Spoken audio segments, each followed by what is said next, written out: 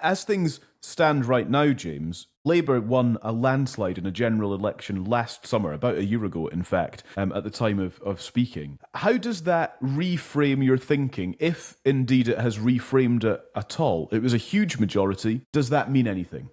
Probably not, because it was famously so shallow. Broad but shallow, as many people said at the time. That's, of course, particularly true in Scotland, where a swing of a couple of percent would see things basically going back to 2017 or even 2015, because there are so many marginal seats, obviously, between Labour and the SNP. And in England, it's going to drain, not the swamp, that's Trump talk, but the shallow lake of Labour's support is clearly, it's going to drain away, has drained away already, in fact. The problem they always had, and I'm going back to that article I wrote with the New States, when I talked to an absolute number 10 insider about this, and his play was that Labour will win a majority, this was before the election obviously, will win a majority but be completely incapable of solving the mess left by the Conservatives and Brexit and the general state of the UK, because it is insoluble, and that 2029 will be the breaking point. Because 2029 will finally reveal, particularly to the Scots, that this narrative that somehow voting Labour can protect you from a red-blooded Tory England is no longer valid.